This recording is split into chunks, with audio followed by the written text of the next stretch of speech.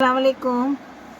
آج ہم بات کریں گے ہمارے نصاب میں شامل جو کتابیں ہیں ان کے بارے میں۔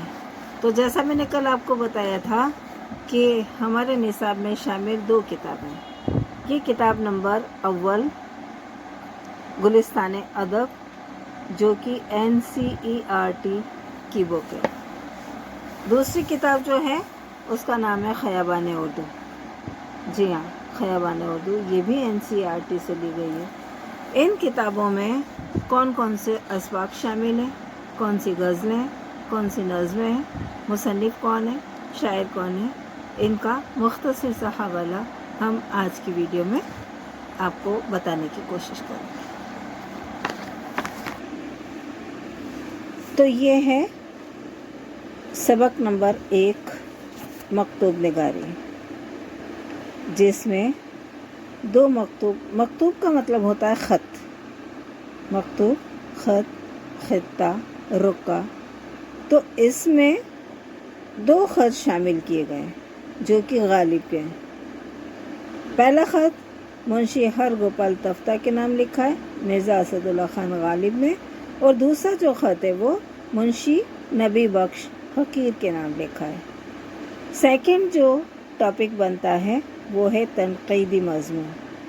تنقیدی مضمون ایسے مضامین جن کے بارے میں واپس بار بار مطالعہ کیا جائے اور مطالعہ کرنے کے بعد کوئی اور اس تحریری مضمون پر اپنی رائے دے، اس پہ تنقید کرے، اس کے بارے میں کھوج بین کرے، چھان بین کرے، اور پھر اردو ادب کے تحت، اردو ادب کے اصولوں کے تحت اپنی رائے دے اور وہاں پر اس کی خوبیاں اور خامیوں کا تذکرہ کرے۔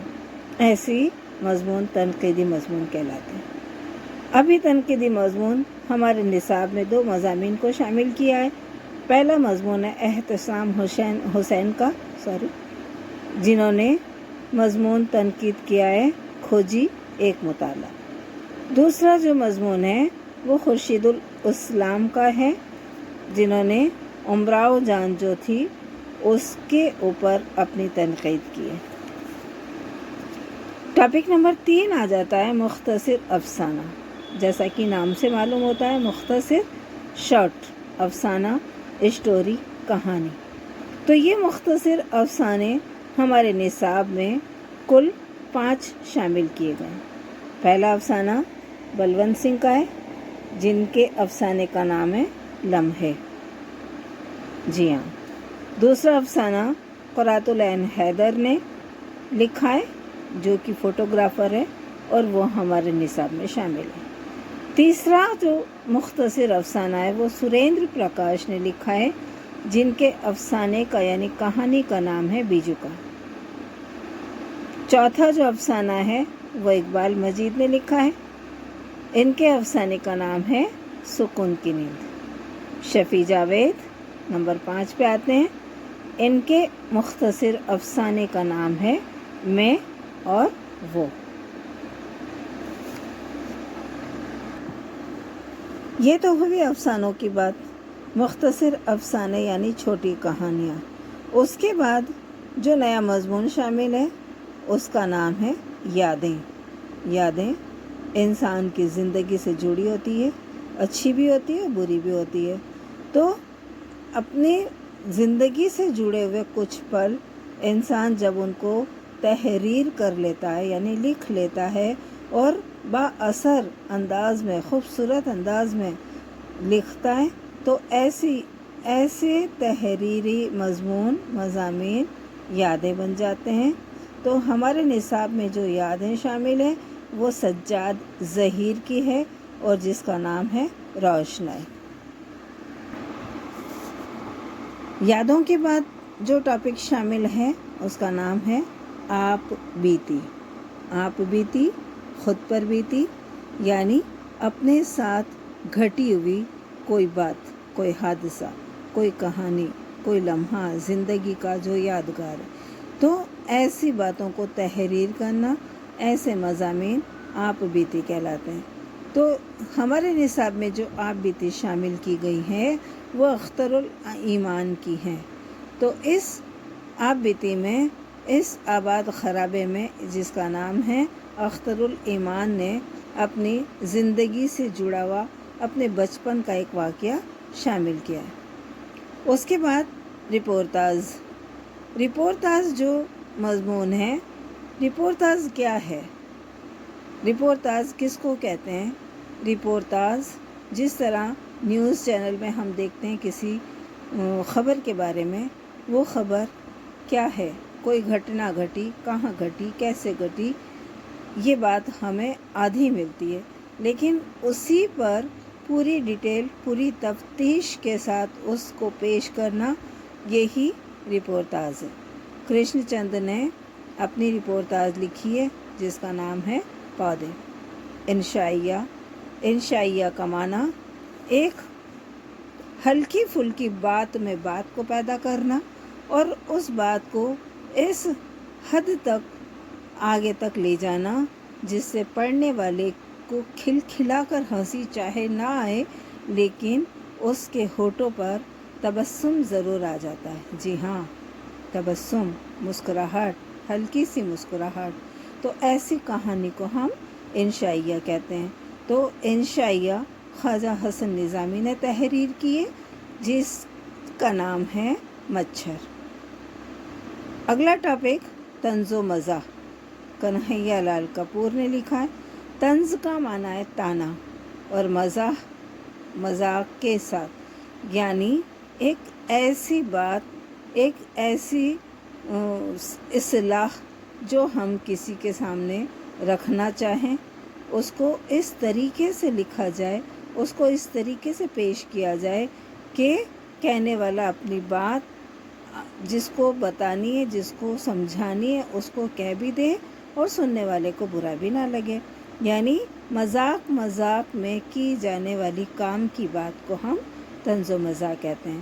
تو یہ طنز و مزاح کنہیا لال کپور نے لکھی ہے جس کا مضمون ہے غالب جدید شعراؤں کی ایک مجلس میں.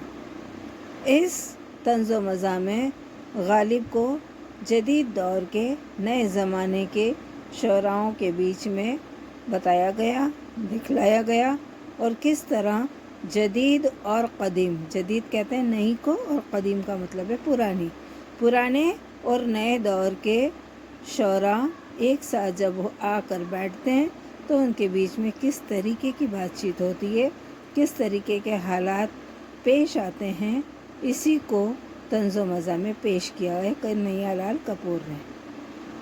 سیکنڈ لاسٹ جو ٹاپک نثر کا بنتا ہے وہ ہے سفر نامہ. سفر کا مطلب نام سنتے ہی آپ کو سمجھ میں آ رہا ہوگا. سفر کہتے ہیں ہم جب کوئی سفر کرتے ہیں، کہیں جانے کے لیے ہم گھر سے نکلتے ہیں اور اس بیچ جو باتیں ہم لوگ دیکھتے ہیں، جو کچھ ہمارے ساتھ گھٹتا ہے، جس طریقے سے ہم اپنے سفر کو شروع کرتے ہیں اور کہاں پر جا کر ہم ختم کرتے ہیں، راستے میں ہم نے کون کون سے قدرتی مناظر دیکھے، ہمارے ساتھ جو کچھ بیتا، وہ ساری باتیں ایک مضمون میں پر اثر انداز میں تحریر کرنا سفر نامہ کہلاتا ہے. ابھی جو سفر نامہ ہے اس کے مصنف رام لال نے اپنی زندگی کا ایک سفر جو کہ ہندوستان سے پاکستان کے لیے روانہ ہوئے، انہوں نے اس کو اس میں تحریر کیا ہے جس کا نام رکھا ہے زرد پتوں کی بہار. ٹھیک ہے، اب جو ہم آخری پوائنٹ دیکھیں گے اس کا نام ہے خاکہ. ایک ایسا مضمون، ایک ایسی تحریر جس میں مصنف کسی کے بارے میں جو کچھ لکھے اس کو اس طریقے سے لکھے کہ اس کی ظاہری اور باطنی یعنی چھپی ہوئی اور اندرونی ساری باتیں اس میں پڑھنے والے کو پڑھتے ہی سمجھ میں آ جائے کہ یہ جو خاکہ لکھا گیا، یہ جو بات ہو رہی ہے اس تحریر میں، وہ کس کے بارے میں ہو رہی ہے. تو خاکے میں اس کو پیش کیا جاتا ہے، ایسی تحریر کو پیش کیا جاتا ہے جس سے پڑھنے والے کو یہ پتہ چل جائے کہ یہ جو بات اس تحریر میں کی گئی، اس مضمون میں کی گئی، وہ کس کے بارے میں۔ تو یہ خاکہ جو ہے وہ احمد جمال پاشا کا خاکہ ہے، جس کے خاکے کا نام ہے کلیم الدین احمد۔ تو یہ تو ہوئی ہماری کتاب میں جو حصہ نثر تھا اس سے جڑی ہوئی باتیں۔ نثر میں ہمارے جو بھی ٹاپک شامل ہیں، جو مضمون شامل ہے، ان کے بارے میں مختصر سی جانکاری میں نے آج آپ کو بتائی ہے، اور اب انشاءاللہ اگلی ویڈیو میں ہم حصہ نظم کے بارے میں بات چیت کریں گے۔ اوکے، اللہ حافظ۔